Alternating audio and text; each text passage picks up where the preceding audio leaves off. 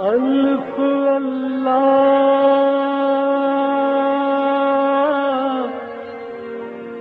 چمبے دی بوٹی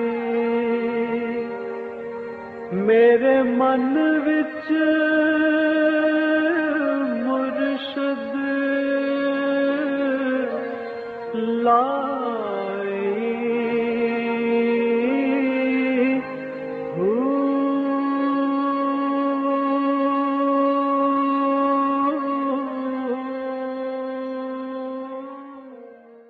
بسم اللہ الرحمن الرحیم۔ السلام علیکم، پریام المرشد اور میں ہوں منور عتیق۔ ناظرین محترم، آپ کے سوالات ہیں اور رہنمائی کے لیے ہمارے ساتھ موجود ہیں ہمارے بہت ہی محترم جناب حضرت امیر محمد اکرم اعوان صاحب۔ آپ سلسلہ نقشبندیہ اویسیہ کے شیخ ہیں، مترجم قرآن ہیں، مفکر قرآن ہیں، شاعر ہیں، ادیب ہیں، بہت سے حوالے ہیں آپ کے تعارف کے۔ حضرت جی بہت شکریہ، آپ نے وقت دیا۔ سوالات آج بھی ہمارے پاس کافی زیادہ ہیں۔ احمد علی کا پہلا سوال شامل کرتے ہیں، ڈی آئی خان سے۔ یہ لکھتے ہیں کہ آج کل کے دور میں انسان کو بہتر زندگی گزارنے کے لیے کن اصولوں پر عمل کرنا چاہیے؟ الحمدللہ رب العالمین والصلاة والسلام علی حبیبہ محمد وآلہ وصحبہ اجمعین۔ اعوذ باللہ من الشیطان الرجیم، بسم اللہ الرحمن الرحیم۔ میں ایک دن ٹیلی ویژن پہ ایک پروگرام دیکھ رہا تھا ویسٹ کا، وہ ڈسکس کر رہے تھے مختلف مذاہب کو، ریلیجس کو۔ تو جب اسلام کی بات آئی تو انہوں نے ایک بڑا عجیب جملہ کہا کہ Islam has the monopoly of the truth, کہ یہ صحیح نہیں ہے، باقی بھی ہیں ان میں بھی سچ ہے۔ تو اسلام کہتا ہے سارا سچ میرے پاس ہی ہے۔ حقیقت یہ ہے کہ اسلام مناپلی نہیں کرتا، اسلام از دی اونلی ٹروتھ۔ بالکل صحیح۔ اور اسلام اپنے آنے سے لے کر قیامت تک کے لیے ایک لائے عمل اور راہ حیات ہے، اور ہر عہد میں اس عہد کی ضرورتوں کے مطابق جواب دیتا ہے۔ صحیح۔ زمانہ بدل گیا، 15 صدیاں گزر گئیں، قرآن کو نازل ہوئے۔ 15 صدیوں میں زمانے نے کتنی کروٹیں لی، بہت زیادہ۔ کتنے نئے سوال پیدا ہوئے، کنوینس کے ذرائع بدل گئے، روزگار کے ذرائع بدل گئے، لباس بدل گئے، رہن سہن بدل گیا، کیا کیا تبدیلیاں ہوئیں، حکومتیں بدلیں، ممالک بدلے، سرحدیں بدلیں، ادھر کی بادشاہی ادھر، ادھر کی ادھر، بادشاہ آ گئے، جمہوریت آ گئی، ڈکٹیٹرشپ، کیا کیا نہیں ہوا۔ لیکن کسی عہد کے کسی سوال کو اسلام تشنا نہیں چھوڑتا۔ بے شک۔ سو زندگی گزارنے کا صرف میں پھر کہہ رہا ہوں، صرف ایک ہی طریقہ ہے، اور وہ ہے حضور کا اتباع۔ سبحان اللہ، سبحان اللہ۔ کسی عہد میں ہوں، کسی ملک میں ہوں، کسی معاشرے میں ہوں،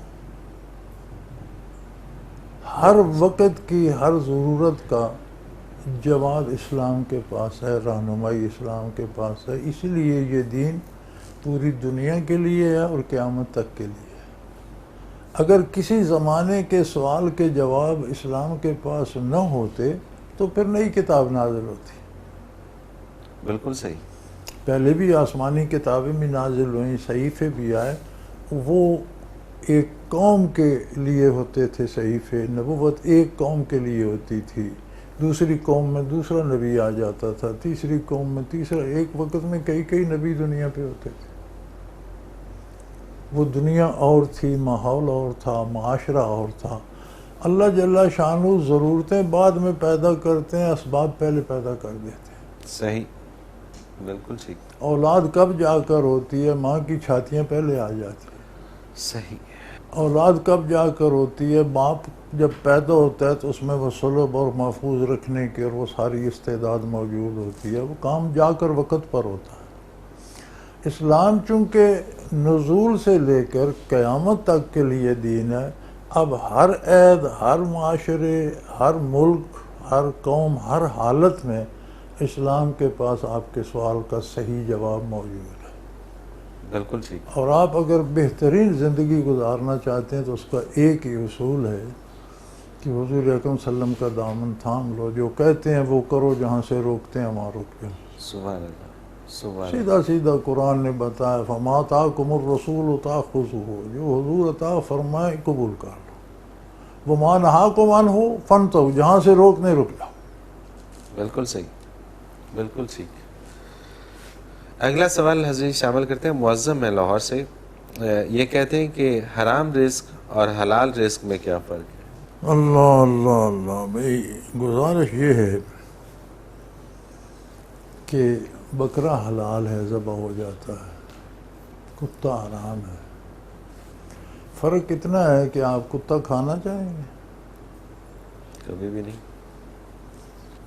تو یہ سمجھ لو جو حرام رزق کھا رہا ہے وہ مردار کھا رہا ہے، کتا کھا رہا ہے، اور کوئی حرام چیز کھا رہا ہے، اس سے بدتر چیز کھا رہا ہے۔ اللہ اکبر۔ پھر یہ غذا کے اثرات ہوتے ہیں،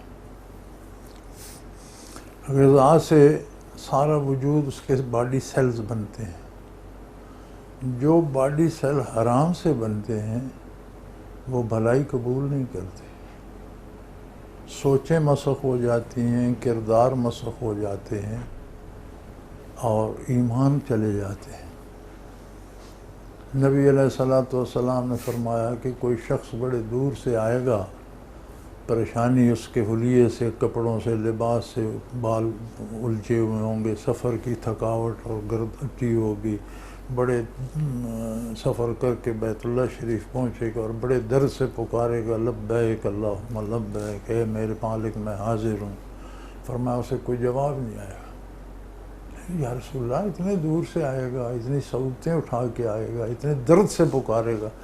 فرمایا اس لیے کہ اس کا کھانا حرام کا ہوگا، لباس حرام کا ہوگا۔ اللہ اکبر۔ یعنی حرام وجود میں ایسی کیفیت پیدا کر دیتے ہیں کہ اگر آپ بھلائی بھی کرتے ہیں تو وہ قابل قبول نہیں ہوتی۔ صحیح۔ یہ حرام صرف یہ نہیں ہے کہ ایک چیز منع ہے تو ہم نے کھا لی تو چلو صرف نافرمانی نہیں ہوتی، وہ حرام سے جو وجود تعمیر ہوتا ہے اس میں سے نیکی کی، بھلائی کی صلاحیتیں ختم ہو جاتی ہیں۔ اگر کوئی وہ بھلائی بظاہر کرتا بھی ہے تو اللہ کی رضا کے لیے یا آخرت کے لیے نہیں ہوتی، دکھاوے کے لیے یا کسی دنیاوی فائدے کے لیے ہوتی ہے، اس پر اخروی نتائج مرتب نہیں ہوتے۔ تو یہ معمولی بات نہیں ہے، حرام اور حلال میں بہت بڑا فاصلہ ہے۔ حلال غذا سے جو باڈی سیل پیدا ہوتے ہیں، جو خون پیدا ہوتا ہے، جو دل کی دھڑکنیں زندہ رہتی ہیں، ان میں انوارات قبول کرنے کی استعداد ہوتی ہے، بھلائی قبول کرنے کی استعداد ہوتی ہے، نیک آرزو پیدا ہوتی ہے، نیکی کی خواہش، نیکی بوجھ نہیں لگتی، بالکل صحیح۔ خوشی ہوتی ہے نیکی کر کے۔ حرام میں گناہ کر کے خوشی ہوتی ہے، نیکی بوجھ لگتی ہے۔ صحیح۔ اور یہ حرام حلال صرف کھانے پینے کی چیزوں تک محدود نہیں ہے، یہ زندگی کے یہ ہر زندگی کے کام ہر میں کام یا میں۔ جائز ہے یا ناجائز۔ بالکل صحیح ہے۔ آپ بات کرتے ہیں وہ یا درست ہے یا غلط ہے، دو میں سے ایک ہے، بالکل ٹھیک۔ یا وہ ناجائز ہے یا جائز ہے۔ آپ کاروبار کرتے ہیں یا اس میں غلط کرتے ہیں یا صحیح کرتے ہیں، آپ مقدمہ کرتے ہیں، غلط کرتے ہیں یا صحیح کرتے ہیں۔ اور وہ زندگی کا سب کچھ کوئی حرام کام حلال کے اس میں آتا ہے۔ اس میں حرام حلال آ جاتا ہے، باتوں تک میں آ جاتا ہے۔ اچھا۔ اور ہر چیز کا اپنا اثر ہے، کلام کا اپنا اثر ہے، غذا کا اپنا اثر ہے، لباس اور حلیے کا ہر چیز اپنا ایک اثر رکھتی ہے جو محسوس کرنے کے لیے دل کی نگاہ چاہیے۔ بالکل ٹھیک ہے۔ چونکہ یہ کیفیات ہوتی ہیں، وہ کیفیات ظاہری آنکھوں سے نظر نہیں آتی، کیفیات دل میں حیات ہو تو وہ محسوس کرتا ہے، خوشگوار ہیں یا ناخوشگوار ہیں، بھلی ہیں یا بری ہیں، وہ محسوس کر سکتا ہے، ظاہری آنکھوں کو نظر نہیں آتی۔ لیکن اگر ہم تجزیہ کرنا چاہیں تو ہم اپنا، کسی کا نہیں، اپنا ہر کوئی کر سکتا ہے کہ مجھے بھلائی اچھی لگ رہی ہے یا نہیں۔ سبحان اللہ. میں برائی کی طرف دوڑ رہا ہوں یا مجھے برائی سے نفرت ہو رہی ہے؟ اگر مجھے برائی کی طلب ہو رہی ہے تو اس کی وجہ کیا ہے؟ میں نے کہاں غلطی کی؟ ہمارے ایک جنرل صاحب ہیں، بہت معروف ہیں، بین الاقوامی مانے ہوئے ڈاکٹر ہیں، تو میں ان کے زیر علاج تھا راولپنڈی میں. تو وہ فرمانے لگے کہ میں نے اللہ کا شکر ہے کوشش کی ہے، زندگی بھر حلال کھایا ہے، سچ بولا ہے، سیدھا سیدھا رہا ہوں، تو کوئی تھوڑی سی میری زمین ہے تو مجھے فون آیا کہ تمہارا ٹریکٹر چوری ہو. تو میں بڑا حیران ہوا کہ میرا ٹریکٹر کیوں چوری ہو گیا. تو کہنے لگے میں نے مسز سے بھی بات کی تو اس نے کہا کہیں گھپلا ہوا ہے، تم نے کوئی غلطی کی ہے. میں بڑا سوچا کہ کہیں سے میں نے کوئی ناجائز بینیفٹ لے لیا ہے، کوئی ناجائز پیسہ آ گیا میرے پاس، ہوا کیا ہے؟ بظاہر کوئی بات سمجھ میں نہیں آتی. تو کہتے میں سوچتا رہا 2-4 دن، تو میں نے ایک دن مجھے اسٹرائک ہوا کہ میں نے ایک پلاٹ بیچا تھا اور اس کی زکوٰۃ نہیں دی تھی. کہنے لگے میں نے کہا پکڑی گئی بات. تو میں نے حساب کیا، جو زکوٰۃ بنتی تھی وہ چیک لکھا اور صبح امراض قلب والے اسپتال والوں کو اس میں چیریٹی میں دے دیا کہ یہ میری زکوٰۃ ہے، اس میں رکھ لو. کہتے ہیں شام کو مجھے فون آیا آپ کا ٹریکٹر برآمد ہو گیا. کیا بات ہے، کیا بات. اور کہتے ہیں عجیب بات یہ ہے کہ جتنی میری زکوٰۃ بنتی تھی اتنی قیمت کا ٹریکٹر تھا. اللہ اکبر، اللہ اکبر. یہ تو وہ نیک لوگ ہیں نا جو لوگ نوٹ کرتے ہیں، سبحان اللہ، انہیں تو یہ نتائج نظر آتے ہیں. اب دیکھیں ایک بندے کی ساری زندگی صاف ستھری ہے، بالکل صحیح، ایک جگہ غلطی سے رہ گئی، خیال نہیں کیا کہ یہ جو بیچا ہے اس پیسے پہ بھی زکوٰۃ ہونی چاہیے. ہاں جی، بالکل صحیح. تو کہتے ہیں یار میرے ساتھ حادثہ ہو گیا. میں بڑا حیران ہوا، تو میں نے بڑا سوچا تو مجھے سمجھ آئی کہ وہ زکوٰۃ میں نے جب دی، میں نے صبح دی، شام مجھے فون آیا کہ آپ کا ٹریکٹر برآمد ہو گیا. سبحان اللہ، سبحان اللہ. سو اس میں حرام کے پیسے لے کے حلال کا گوشت تلاش نہ کریں، بلکہ ہر ایک قدم قدم کے اوپر وہ جو حرام سے خریدیں گے وہ بھی حرام ہی ہوگا. بالکل صحیح. حضرت جی مجھے ایک بریک پہ جانا اور واپس آ کے اور سوالات شامل کرتے ہیں. ناظرین محترم، اگر آپ بھی اپنے سوال کے ذریعے اس پروگرام میں شامل ہونا چاہیں تو اسکرین پہ ہمارا نمبر موجود ہے، آپ نوٹ فرما لیجیے 033349555021. اور اسی طرح سے آپ ہمیں میل کر سکتے ہیں. ویب سائٹ ہے ہماری almurshid.tv. اس ویب سائٹ میں حضرت جی کی تمام دراجے میں انگلش کے اور اردو کے وہ بھی آپ کو ملیں گے، قرآن پاک کے، اور بیانیہ تفاسیر بھی اس میں آپ کو ملیں گی. پھر اس میں سرچنگ کا بڑا زبردست سلسلہ ہے کہ آپ کوئی بھی موضوع اس میں سرچ کرنا چاہیں تو بڑی آسانی سے آپ سرچ کر سکتے ہیں. اپنا کوئی بھی سوال آپ میل کرنا چاہیں تو کوسچن کے آپشن پہ جا کے آپ ہمیں اپنا سوال میل کر سکتے ہیں. آپ کا سوال پروگرام میں شامل کریں گے. ایک مختصر کمرشل بریک لیتے ہیں، ہمارے ساتھ رہیے گا.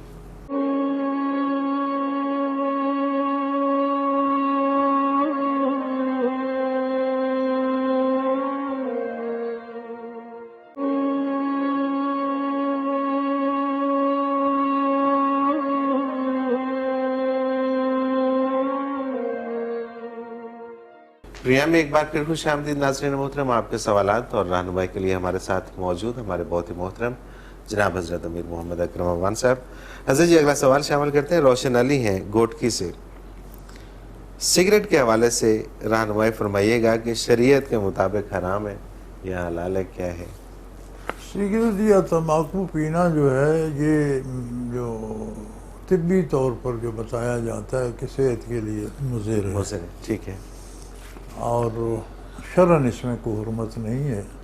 فتاوی رشیدیہ میں دیکھ رہا تھا، ان سے کسی نے پوچھا کہ جی میں تو تمباکو پیتا ہوں، تو رمضان شریف میں اب روزہ بھی رکھتا ہوں، تو میرا دل چاہتا ہے کہ میں اوکے کا کش لگا کر افطار کروں. کوئی حرج نہیں کہا. صحیح، شرعی اعتبار سے منع نہیں ہے، کوئی شرعی اعتبار سے اس میں کوئی حرمت یا منع نہیں ہے. اور پھر اس میں مختلف اسباب بھی ہوتے ہیں. بعض لوگ عادت کے طور پر، فیشن کے طور پر پیتے ہیں. بعض دفعہ آپ کو کسی تکلیف کے علاج کے لیے بھی ڈاکٹر تجویز کر دیتے ہیں. تو اس میں کوئی شرعی حرمت نہیں ہے. تو ایک غیر ضروری خرچ ہے، کوئی اس کے لیے کوئی معقول وجہ نہ ہو تو نہیں پینا چاہیے. صحیح، بالکل ٹھیک ہے. فضول خرچ ہے، صحت کے لیے مضر ہے، جو چیز صحت کے لیے مضر ہو وہ نہیں لینی چاہیے. بالکل صحیح. پھر بعض اوقات اب دیکھیں نا، بعض مریضوں کو تو طبیب سینکھی کا کشتہ بھی دیتے ہیں. سینکھی تو زہر ہے، جی ہاں، لیکن اس کی باڈی کی ضرورت ہوتی ہے. بالکل صحیح. تو بعض لوگوں کو ایسی عادت ہو جاتی ہے کہ اس کے بغیر رہ نہیں سکتے، یا کوئی اور ایسی انہیں تکلیف ایسی ہو جاتی ہے کہ وہ بعض کہتے ہیں جی میں تمباکو نہ پیوں رفع حاجت نہیں ہوتی، پیٹ پھول جاتے ہیں، کہ اس کے اسباب ہوتے ہیں.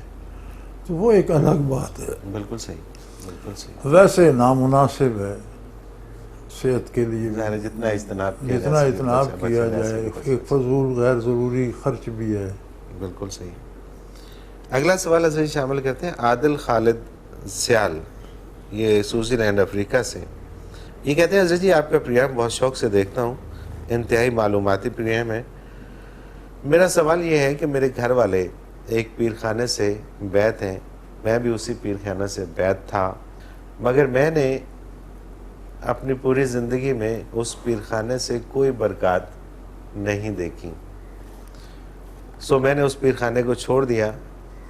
لیکن میرے گھر والے اب بھی اس پیر خانے سے وابستہ ہیں. میرے لیے کیا کوئی شرعی حکم ہے کہ میں ان کو وہاں سے ہٹا دوں؟ گزارش یہ ہے کہ بیعت کا مقصد ہی دو طرح سے ہے. بیعت متعدد اقسام کی ہے. یہ جو ہم ووٹ دیتے ہیں یہ بھی ایک بیعت ہے کہ یہ بندہ ہمارے امارت کے لیے یا ذمہ داری کے لیے موزوں ہے، یہ بھی دیانتداری سے دینا چاہیے. یا جہاد میں لوگ امیر کے ساتھ موت کی بیعت کرتے ہیں کہ مر جائیں گے، آخری گولی آخری بندے تک لڑیں گے، یہ الگ ہے. یہ جو موضوع آپ کا ہے اس میں دو طرح کی بیعت ہے. ایک بیعت اصلاح کہتے ہیں اسے. صحیح. وہ ہر اس بندے کے ساتھ جائز ہے جس کا وہ عالم نہ بھی ہو لیکن اتنا علم ہو کہ روزمرہ کے امور میں آپ کی رہنمائی کر سکے. تو بیعت ہونے سے مقصد یہ ہے کہ اس پر اعتبار کرتے ہو آپ اس سے مسائل سیکھ کر ان پر عمل کر سکیں. اسے بیعت اصلاح کہتے ہیں. اور اس کی شرط یہ ہے کہ وہ بندہ باعمل بھی ہو اور جانتا بھی ہو، اتنا جانتا ہو کہ آپ کی رہنمائی کر سکے. اگر پورا عالم نہیں ہے، عالم ہو تو بہت نور علی نور. دوسری بیعت ہوتی ہے اکتساب فیض کے لیے. وہ ہوتی ہے کہ وہ برکات جو روحانی طور پر آقا نامدار صلی اللہ علیہ وسلم سے قلبی طور پر آ رہی ہیں وہ حاصل کی جائے.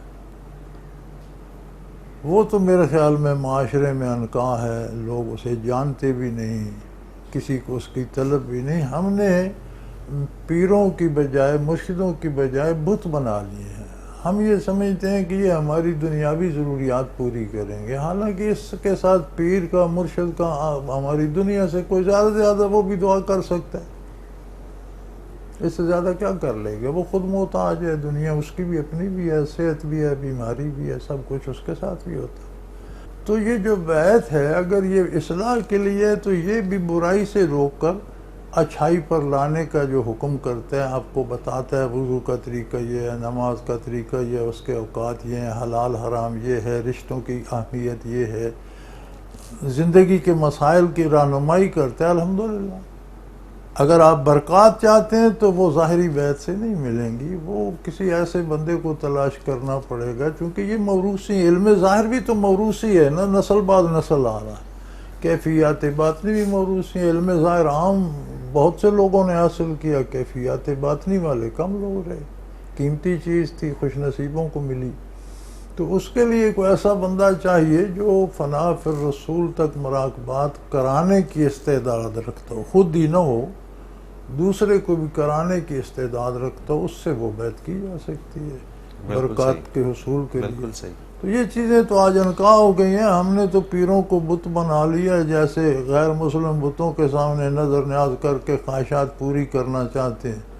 ہم وہی، ہمارا تصور پیروں کے ساتھ بن گیا. میں اگلے دن دیکھ رہا تھا آپ کے ٹی وی پر ہی، وہ کہیں عرس دکھا رہے تھے کسی کا، خدا جانے کون سے کوئی بزرگ ہوں گے. لیکن جس بات کو میں نے نوٹ کیا وہ یہ تھا کہ وہ آپ کا اینکر لڑکوں سے پوچھ رہا تھا لوگوں سے کہ یہاں کیوں آتے ہو عرس پر، تو کم و بیش ان کا جواب یہ تھا کہ یہاں آ کر ہماری ساری دلی خواہشات پوری ہو جاتی۔ تو یہ تصور تو یہی کافر کا بھی ہے، بت پرست کا بھی یہی ہے۔ بالکل صحیح۔ تکمیل خواہش مقصد نہیں ہے انسانی زندگی کا، اتباع رسالت مقصد ہے، اطاعت الہی مقصد ہے حیات۔ سبحان اللہ، سبحان اللہ۔ اور ہم لوگ تو یہی سمجھتے ہیں کہ قرآن پاک ایک وظیفوں کی کتاب ہے اور اس میں اسے وظیفے نکالیں اور اپنے دنیا کے مسئلے حل کریں، یہی چیز یہ زیادتی ہے۔ اور پھر کئی کال بھی آتی ہے، کہیں میرے پاس بہت سارے سوالات جو اس پروگرام میں ہم شامل نہیں کرتے اور نہ ہم کریں گے، بہت سارے ایسے سوالات آتے ہیں کہ جس میں لوگ اپنے اپنے دنیاوی کاموں کا ہم سے وظیفے پوچھ رہے ہوتے ہیں، وہ سمجھتے ہیں کہ پتہ نہیں یہ بھی اسی طرح سے یہ وظیفے بڑی بتائیں گے۔ یہ دین کے ساتھ لیکن زیادتی ہے کہ دین کو دنیا کا ذریعہ بنایا جائے، اس سے بڑی زیادتی کا تصور نہیں کیا جا سکتا۔ بالکل صحیح، بالکل صحیح۔ اور ہوتا یہ ہے ایک آدمی ناجائز طور پر دولت مند بننا چاہتا ہے، آپ اسے ایک وظیفہ بتا دیتے ہیں، یار یہ کیا بات ہے۔ ایک بندہ کسی کی بیٹی کو تاڑ کے بیٹھا ہے، آپ اسے ایک آیت بتا دے، یہ اللہ کا خوف کرے۔ یہ آیات، یہ قرآن زندگی کی کتاب ہے۔ یہ افلا یتدبرون القرآن، کیا یہ قرآن میں غور و فکر نہیں کرتے؟ کیا یہ دیکھتے نہیں، سوچتے نہیں بیٹھ کر، آیت پڑھ کر، اس کا ترجمہ پڑھ کر، کبھی بیٹھ کر انہوں نے سوچا ہے کہ دنیا میں ہو کیا رہا ہے، قرآن کیا رہنمائی کر رہا ہے، ہمیں کیا کرنا ہے؟ چونکہ قرآن کے نزدیک اصل زندگی موت سے شروع ہوتی ہے، اللہ اکبر، جس نے ہمیشہ رہنا ہے۔ بالکل صحیح۔ یہ زندگی ایک درمیانی وقفہ ہے، ہم سرے راہ ہیں، ہم مسافر ہیں دنیا میں، صحیح، ہم ازل سے چلے، وجود میں آئے، صلب پدر میں رہے، وہ بھی تو ایک عرصہ تھا ہماری حیات کا، بے شک، شکم مادر میں رہے، وہ بھی تو ہماری زندگی کا ایک عرصہ تھا۔ وہاں سے دنیا میں آگے، یہاں بھی ایک لیمیٹڈ بھی ہے، یہاں سے جب برزخ میں جائیں گے ایک نئی زندگی شروع ہو جائے گی جو کبھی ختم نہ ہوگی۔ صحیح۔ اب یہ جو دنیا میں عاقل ہونے سے لے کر موت تک کا وقفہ ہے، یہ لمبا ہے یا تھوڑا ہے، یہ اس لیے ہے کہ ہم اس میں تعمیر آخرت کا سامان کر لیں جو زندگی کبھی ختم نہ ہوگی۔ اللہ اس کا جو بھی سامان ہم نے کرنا ہے، شب معراج حضور اکرم صلی اللہ علیہ وسلم فرماتے ہیں، حضرت ابراہیم علیہ السلام نے مجھے فرمایا کہ اپنی امت کو میرا پیغام دینا کہ جنت ایک چٹیل میدان ہے، اس میں گھر بناؤ، اس میں باغیچے لگاؤ، اس میں اپنے رہنے کی جگہیں بناؤ، اسے سجاؤ سنوارو، یہ تمہارے ذمہ ہے۔ بالکل صحیح۔ عجیب مثال، جنت تو اللہ نے فل فلیج بنا دی، وہ جانتا ہے کس کو کتنا دینا ہے، بے شک، لیکن جانے والے کے لیے تو آپ نے مثال کے طور پر فرمایا کہ یہ سمجھو کہ ایک چٹیل میدان ہے، میں نے وہاں ہمیشہ نہ ختم ہونے والی زندگی گزارنی ہے، وہاں مجھے گھر بھی چاہیے، وہاں مجھے ارد گرد کا ماحول بھی اچھا چاہیے، وہاں مجھے اچھا رزق لباس بھی چاہیے، میری بیوی کو بھی میرے ساتھ ہونا چاہیے، میرے والدین کو میرے گھر میں ہونا چاہیے، میرے بچوں کے لیے میرے گھر میں گنجائش ہونی چاہیے، اس کے اتنے کمرے ہوں، اس کے یا اتنے گھر ہوں یا اتنی جگہ ہو، اس میں باغ بھی ہونے چاہیے، اس میں پھل بھی ہونے چاہیے، اس میں نہر بھی ہونی چاہیے، اس میں سوئمنگ پول ہونے چاہیے۔ تو فرمایا یہ سب کچھ تم نے ان چند سالوں میں، بلوغت سے لے کر موت تک کے جو چند سال کا وقف ہے، اس میں سارا مینیج کرنا ہے۔ سبحان اللہ، سبحان یعنی یو اللہ، have to do lot of work سبحان اللہ، ان اے فیو ڈیز۔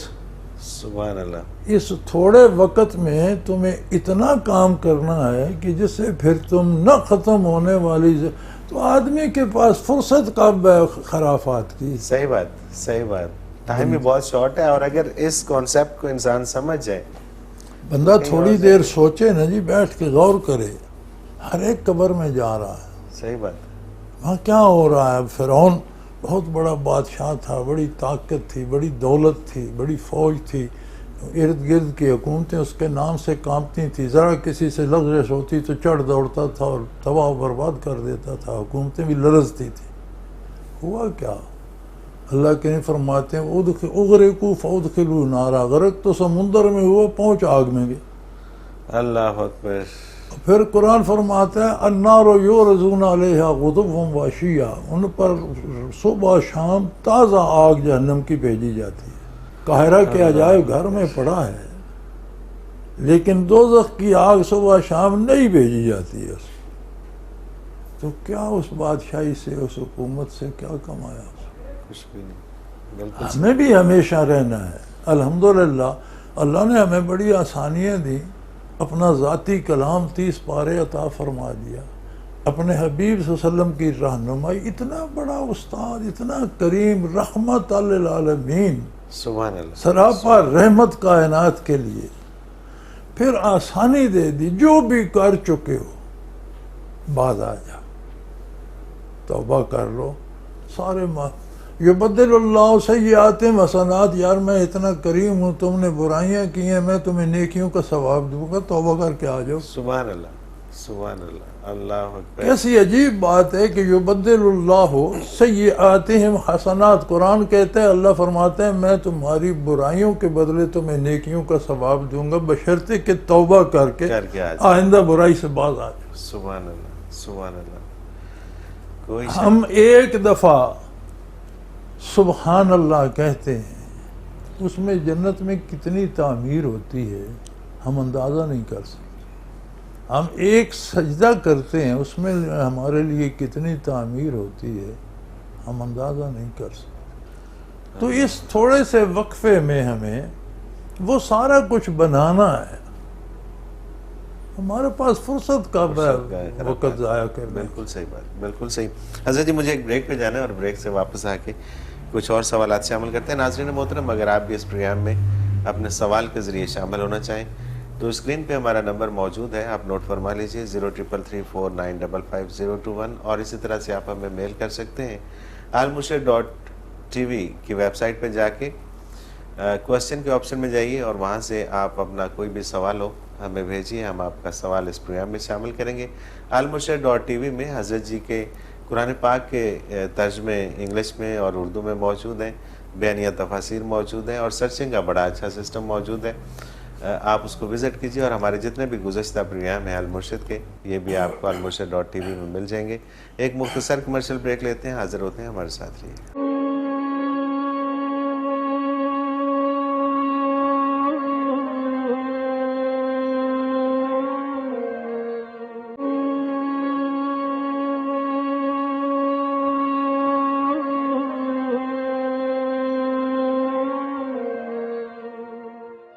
پروگرام میں ایک بار پھر خوش آمدید ناظرین محترم، آپ کے سوالات اور رہنمائی کے لیے ہمارے ساتھ موجود ہمارے بہت ہی محترم جناب حضرت امیر محمد اکرم آبان صاحب۔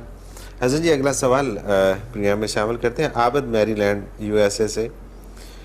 جب اللہ تعالیٰ نے انسان کی تخلیق کی تو فرشتوں سے کہا کہ اسے سجدہ کرو، سجدہ اللہ کو کیا جاتا ہے، پھر انسان کو سجدہ کروانے میں کیا حکمت ہے؟ الحمدللہ، گزارش یہ ہے کہ اللہ کو جو سجدہ کیا جاتا ہے وہ سجدہ عبادت ہے، اس کا طریقہ الگ ہے، اس کے ارکان ہیں باقاعدہ، کہ دونوں پاؤں زمین پر ہوں، دونوں گھٹنے زمین پر ہوں، دونوں ہتھیلیاں زمین پر ہوں، ناک زمین پر ہو، پیشانی زمین پر ہو، اور پھر اللہ کی تسبیح کی جائے، وہ سجدہ عبادت ہے۔ یہ سجدہ وہ سجدہ تھا جو آج بھی بادشاہوں کے سامنے آپ اس طرح جھک کر کرتے ہیں، تعظیم تھا، یہ تعظیمی سجدہ تھا، اور یہ اس میں وہ شرط نہیں تھی، تعظیم سجدے میں یہ شرط نہیں ہوتی کہ وہ باقاعدہ اس طرح سے ہو جیسے سجدہ عبادت ہے، یہ ہوتا ہے کسی کی بڑائی کا اقرار۔ صحیح۔ آج بھی آپ کسی بزرگ سے ملتے ہیں تھوڑا سا جھک جاتے ہیں، بالکل صحیح۔ آپ کسی حاکم سے ملتے ہیں تھوڑا سا جھک جاتے ہیں، یا جو بادشاہ باقی ہیں ان کے دربار میں جو ملتا ہے پہلے جھکتا ہے۔ تو یہ سجدہ تعظیم تھا، اور فرشتوں نے چونکہ یہ عرض کیا تھا کہ قرآن کریم بتاتا ہے وَإِذْ قَالَ رَبُّكَ لِلْمَلَائِكَةِ إِنِّي جَاعِلٌ فِي الْأَرْضِ خلیفہ، اللہ نے فرشتوں کو پہلے بتا دیا کہ میں زمین میں اپنا ایک نائب پیدا کرنا چاہتا ہوں جو میرے احکام کو روئے زمین پہ نافذ کرے۔ خلیفہ نائب ہوتا ہے، وہ اپنی پسند سے کچھ نہیں کر سکتا، جو اوپر سے حکم ملتا ہے اس کے نفاذ کا ذمہ دار ہوتا ہے۔ بالکل صحیح۔ اور یہ بڑی عظمت ہے کہ کوئی اللہ کا خلیفہ ہو۔ سبحان اللہ۔ تو فرشتوں کو تجربہ تھا کہ انسانوں سے پہلے زمین پہ جنات آباد تھے، وہ بڑے فساد کرتے تھے، قتل و غارت کرتے تھے، بدماشیاں کرتے تھے، پھر اللہ کریم فرشتوں کو بھیجتے، انہیں مارتے، کسی کو جو قاتل تھے انہیں قتل کرتے، دوسروں کو سزائیں دیتے، پھر اصلاح کر کے کسی کو ایک کو بادشاہ بنا کر چلے جاتے، کچھ عرصہ ٹھیک رہتا پھر بگڑ جاتے۔ تو فرشتوں نے عرض کی کہ بہرحال جو مخلوق پہلے زمین پر ہے سوائے قتل و غارت کے کیا کر رہی ہے؟ قالوا وتجعل فيها يفسد فيها، یا اللہ ایک اور مخلوق بناؤ گے وہ اور فساد کرے گی۔ زمین کی تو خصوصیت یہ ہے کہ وہاں جانور جو ہے وہ دیکھو ایک دوسرے سے لڑ رہا ہے۔ آپ وائلڈ لائف دیکھو، جی ہاں، کیا جنگل میں ہر وقت جنگ ہی نہیں ہو رہی؟ ہر وقت بعض چڑیوں پہ جھپٹ رہا ہے، چڑی کیڑوں پہ جھپٹ رہی ہے، شیر ہرن پہ جھپٹ رہا ہے، ہرن کسی اور کو کھا رہا ہے، سارا جنگ و جدل ہی ہے۔ بالکل صحیح، جو ذرا کمزور ہوتا ہے مارا جاتا ہے۔ مارا جاتا ہے۔ انسانی معاشرے میں دیکھ لو، تو فرشتوں نے وہ جنات کے معاشرے کے تجربے پر عرض کی اتجعل فیہا من یفسد، اب رب العالمین ایک اور مخلوق بنو گے وہ پھر فساد کرے گی، پھر مصیبت گلے پڑے گی، ہمیں پھر بھاگنا پڑے گا۔ وَنَحْنُ نُسَبِّحُ بِحَمْدِكَ وَنُقَدِّسُ لَكَ، اور آپ کی تسبیح، تعمید، حمد، پاکی کے لیے تو ہم بے شمار فرشتے ہیں، بھری ہوئی ہے کائنات، ہم وقت تسبیح کر رہے ہیں۔ قال انی اعلم ما لا تعلمون، اللہ کریم نے فرمایا جو میں جانتا ہوں تم نہیں جانتے۔ صحیح۔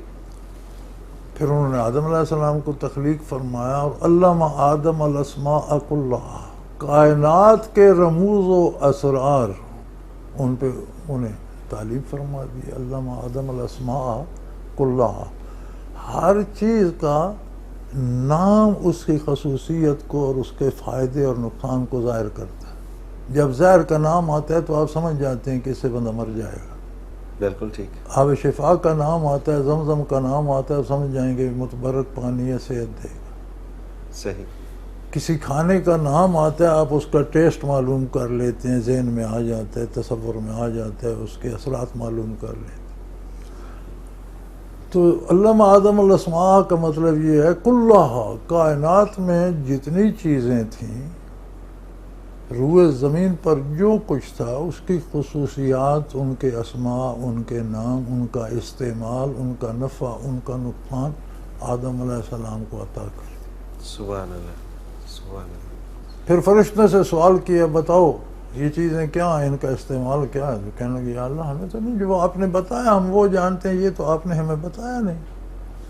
آدم علیہ السلام سے فرمایا کہ آپ بتاؤ، انہوں نے سارا بتا دیا۔ فرمایا دیکھو میں اسے اس لیے پیدا کر رہا ہوں کہ اسے میں معرفت اشیاء دوں گا جس سے تلاش کر کے یہ میری عظمت کو پائے گا۔ اسے میں مخلوق کے علوم سے آشنا کروں گا اور اسے سیڑھی بنا کر یہ خالق کی عظمت تک پہنچے گا۔ تم اوپر نہیں دیکھ سکتے کہ اللہ کون ہے، تم حکم کے پابند ہو، یہ حاکم کا طالب ہوگا۔ بڑا فاصلہ ہے نا۔ بے شک۔ تو یہ سجدہ تعظیمی تھا کہ انسان کی عظمت کا اقرار کرو، یہ صحیح، سجدہ عبادت ہے۔ عبادت نہیں تھا۔ بالکل صحیح۔ عمر نشاد ہیں، یہ ان کا سوال ہے کہ منگنی کے بعد لڑکا اور لڑکی ایک دوسرے کو فون کال کر کے ایک دوسرے کو جاننے کی کوشش اگر کرتے ہیں تو کیا یہ شرعی طور پر درست ہے؟ ناجائز، ناجائز ہے۔ نکاح سے پہلے کسی بے تکلفی کی اجازت نہیں ہے۔ ٹھیک ہے۔ جاننے کے اور بہت سے ذرائع ہیں، اور جو منگنی کرتے ہیں والدین یہ جاننا ان کی ذمہ داری ہے۔ بچے کو ان پہ اعتماد ہونا چاہیے۔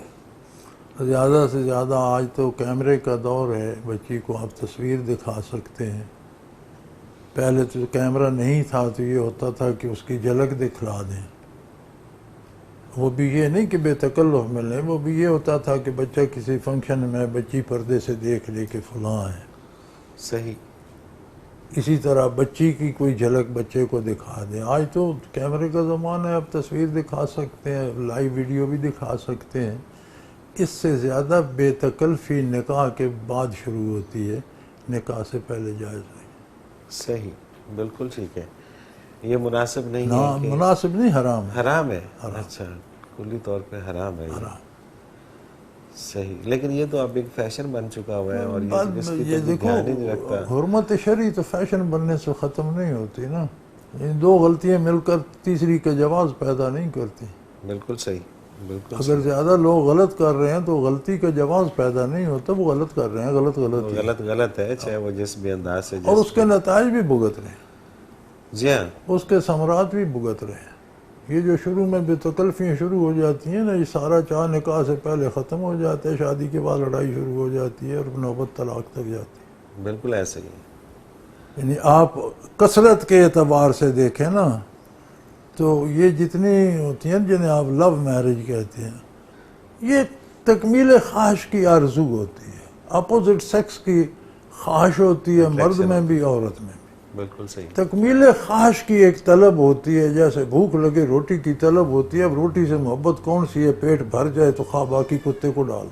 بالکل صحیح، بالکل ٹھیک بات، بہت اچھی اگزامپل، بہت اچھی اگزامپل ہے، ایسا ہی نہیں ہوتا۔ صحیح بات، لوگ ہزاروں روپے دے کر ڈشیں منگواتے ہیں، کھا کے باقی چھوڑ کے چلے جاتے ہیں، انہیں کوئی پرواہ نہیں کہاں جاتی ہے، یہ نہیں۔ بالکل تو صحیح، یہ محبت تو نہ ہوئی نا، یہ تو ایک ضرورت تھی، طلب تھی۔ اسی طرح جنس کی بھی طلب ہوتی ہے، جن سے مظاہرہ ہے، جن سے مخالف سے ہوگی اسے محبت کا نام دے دینا یہ صحیح نہیں ہے۔ محبت آپ کی جب شادی ہوتی ہے تو پتہ چلتا ہے کہ اب محبت کی ابتدا ہوئی۔ صحیح، اب آپ کتنی محبت ایک دوسرے سے کرتے ہیں اور اسے کس طرح نبھاتے ہیں۔ بات ہے، پھر محبت نام ہوتا ہے قربانی کا۔ صحیح، محبت کچھ دینے کا نام ہے، لینے کا نہیں۔ بالکل ٹھیک، ہماری تو محبتیں بھی غرض سے ہوتی ہیں نا کہ یہاں سے کچھ ملتا ہے، مجھے بڑی محبت ہے، نہیں مل رہا تو دفع کرو۔ تو دفع کرو، کوئی شک، کوئی شک، محبت دینے کا، آپ محبوب کے لیے کیا کر سکتے ہیں؟ بے تو شک، یار اور کچھ نہ کر سکو تو اس غریب کی بچی کو برداشت تو کرو۔ برداشت تو کرو نا، صحیح بات، اسی طرح خاتون خانہ خامد سے اگر محبت کرتی ہے تو اسے برداشت تو کرے، اس کے ماں باپ کی عزت کرے، اس کے بہن بھائیوں کی رسپیکٹ کرے، اس کے مال کی حفاظت کرے، اس کی آبرو کی محافظ، محبت ہے اس۔ بالکل صحیح، یہ بالکل جو صحیح، پہلے محبتیں اور یہ ٹیلی فون اور موبائل اور یہ میسیجنگ، یہ سب شرعاً حرام ہے اور اس کی اسلام میں کوئی گنجائش نہیں۔ کسی لڑکی سے جو آپ پر حرام ہے، جس سے آپ کا نکاح نہیں ہوتا، اس سے آپ بے تکلف نہیں ہو۔ نہیں ہو سکتا، اپنی بالکل صحیح، محرمات سے ملنا بیٹھنا، اس میں ایک عزت و احترام ہوتا ہے، وہ اور بات ہے، بالکل ٹھیک، اس بالکل کی ٹھیک، کوئی گنجائش اسلام میں نہیں۔ نہیں ہے، بالکل صحیح۔ حضرت جی بڑا اچھا لگا اور بڑا مزہ آیا آج کے اس پروگرام میں، اور اتنی دلچسپ اور اتنی معلومات ہمارے عوام کو بھی ملی اور مجھے بھی ملی۔ پروگرام کا وقت آپ نے اختتام کو پہنچ گیا، آپ کا بہت شکریہ کہ آپ نے وقت دیا۔ ناظرین محترم، اگر آپ بھی اپنے سوال کے ذریعے اس پروگرام میں شامل ہونا چاہیں تو ہمارا نمبر نوٹ فرما لیجئے، 0333495521، اور اسی طرح سے ہمیں آپ میل کر سکتے ہیں۔ ای میل کرنے کے لیے almurshid.tv کی ویب سائٹ پہ جائیے، کوسچن کے آپشن پہ جائیے، اپنا سوال لکھیے اور ہمیں بھیج دیجیے۔ almurshid.tv پہ حضرت جی کے قرآن پاک کے انگلش اور اردو کے ترجمے موجود ہیں، آپ سرچ بھی کر سکتے ہیں۔ آپ کوئی بھی موضوع، کسی بھی موضوع کے حوالے سے جو بھی ڈیٹیل آپ لینا چاہتے ہیں اس ویب سائٹ سے آپ کو ملے گی۔ بیانیہ تفاسیر بھی موجود ہیں اور ہمارے گزشتہ سارے پروگرامز المرشد آپ کو اس ویب سائٹ پہ مل جائیں گے۔ اس کے ساتھ ہی آج کے پروگرام کا وقت اپنے اختتام کو پہنچا۔ منور عتیق کو اجازت دیجیے، اللہ حافظ۔ لا